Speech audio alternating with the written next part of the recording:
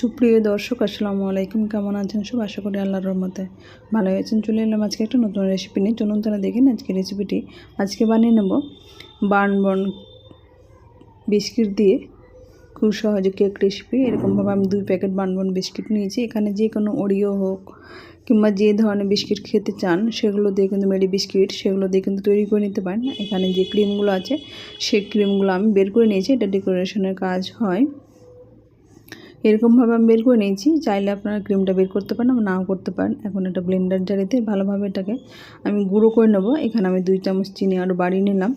এখানে যদি মনে করেন আমি চিনি দেব না তাহলেও হবে, তাহলে মিষ্টির পরিমাণটা একটু কম হবে। এখানে বিস্কিটটা খেলে তো এমনিতে মিষ্টি লাগে। এখানে কেক তৈরি যেহেতু হবে তাই একটু পরিমাণটা বাড়িয়ে নিচ্ছি চিনির, তাই 2 চামচ চিনি আমি বাড়িয়ে নিই। এটা ভালোভাবে গুঁড়ো করে নিলাম। এটা চালার প্রয়োজন নেই, যেহেতু ব্লেন্ডার যারা ভালোভাবে এটা ব্লেন্ড হয়ে গেছে, চিনিটা ভালোভাবে গুঁড়ো হয়ে গেছে। এখন এখানে 1 কাপ আমি দুধ নিয়েছি। দুধটা হয়তো পুরোপুরি নাও লাগতে পারে, সেটা আমি এখন এটা মাখতে মাখতে পরে এটা বোঝা যাবে কতটুকু দুধ লাগছে। আর এইদিকে আমি নিয়েছি 1 প্যাকেট ইনো। এখানে বেকিং সোডা বেকিং পাউডার ছাড়াই কিন্তু আজকে তৈরি করে নিচ্ছি ইনো দিয়ে। এটা লেমন ফ্লেভার আছে। এখানে দুধ কিন্তু আমার পুরোটা লেগে গেছে। এখন এরকমভাবে আমি একটা হ্যান্ড মিক্সারের সাহায্যে এটাকে ফেটিয়ে নেব। এখানে চাইলে হাতেও ফেটাতে পারেন কিংবা ইলেকট্রিক বিটারের সাহায্যে এটাকে বিট করে নিতে পারেন। এখানে 1 চামচ আমি তেল ব্যবহার করলাম। এখানে যেহেতু বিস্কিটের মধ্যে ঘি কিংবা তেল এগুলো ব্যবহার করা থেকেই থাকে, তাই আমি 1 চামচ মতো এখন তেল দিলাম। আর কিছু চেরি এখানে ছোটো ছোটো টুকরো কেটে নিয়েছি। চাইলে এখানে আপনার ড্রাই ফ্রুটস যে কোনো কিছু ব্যবহার করতে পারেন। আমার হাতের কাছে এখন চেরি আছে তাই আমি চেরিটা দিয়ে তৈরি করে নিলাম। এখন এটা ভালোভাবে ফাটানো হয়ে গেছে।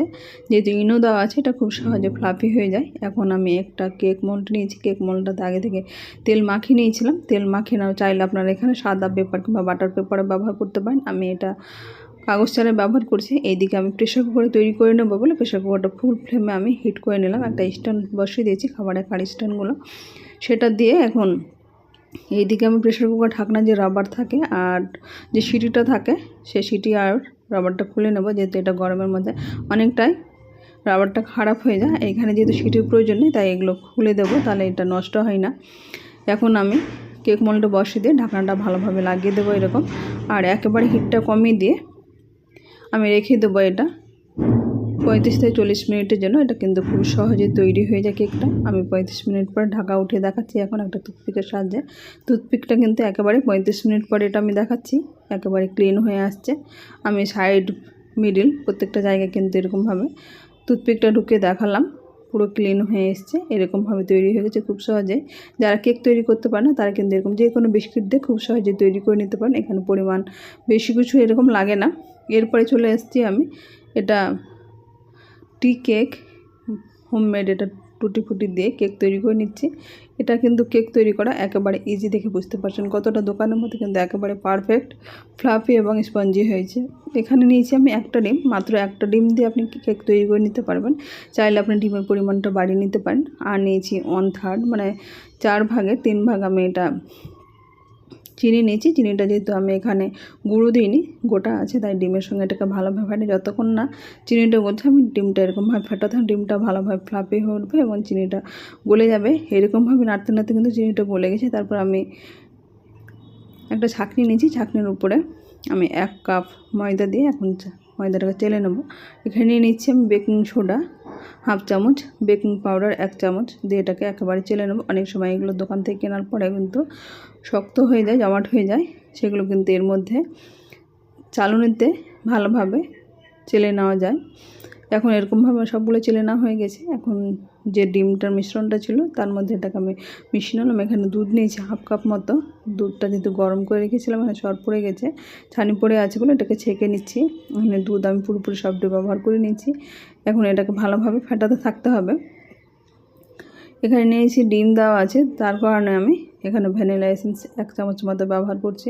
যদি ভ্যানিলা এসেন্স হাতের কাছে না থাকে তাহলে এখানে এলাচ গুঁড়ো করে দিতে পারেন, তাহলে এখানে ডিমের আঁশের গন্ধটা থাকে না। আর এখানে দিয়ে দিচ্ছি 1 চুটকি পরিমাণে ফুড কালার। এখানে ফুড কালারটা অপশনাল, চাইলে দিতে পারেন, আমরা না চাইলে নাও দিতে পারেন।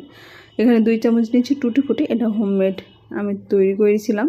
আমার পেঁপের এবং তরমুজের দুটোই আমার টুটি ফুটি রেসিপি শেয়ার করা আছে, চাইলে আপনারা সেখান থেকে দেখে নিতে পারেন। এখানে আমি টি কেকের একটা কেক মোল্ড নিয়েছি, সেটা এরকমভাবে আমি তেল মাখিয়ে নিলাম। তেলটা ভালোভাবে ব্রাশ করা হয়ে গেছে। এখন এর মধ্যে আমি ব্যাটারটা দিয়ে দেবো। ব্যাটারটা কিন্তু মাখতে মাখতে কিন্তু অনেকটা ফ্লাফি হয়ে গেছে, দেখে বুঝতে পারছেন। এরকমভাবে থিকনেসটা এরকম তৈরি করে নিতে হবে, বেশি পাতলাও না আবার বেশি ঘনও না। ঘন থাকলে ফুলে না এবং বেশি পাতলা হলে এটা একটু গ্যাসের ওভেনে একটু সময় লাগে বেশি সেদ্ধ হতে এবং কেকটা তৈরি হতে, তাই পারফেক্ট মেজারমেন্ট দিয়ে এটা তৈরি করে নিতে হবে। আজকে আমি তৈরি করে নিচ্ছি। কড়াইয়ের মধ্যে আমি 1 লিটার মতো জল দিয়েছি। এর আগে আমি বালি লবণ দিয়ে কেক তৈরি করা দেখিয়েছিলাম। আজকে আমি জল দিয়ে এটাকে তৈরি করে দেখো। ফুল ফ্লেমে আমি জলটাকে ভালোভাবে ফুটিয়ে নিয়েছি।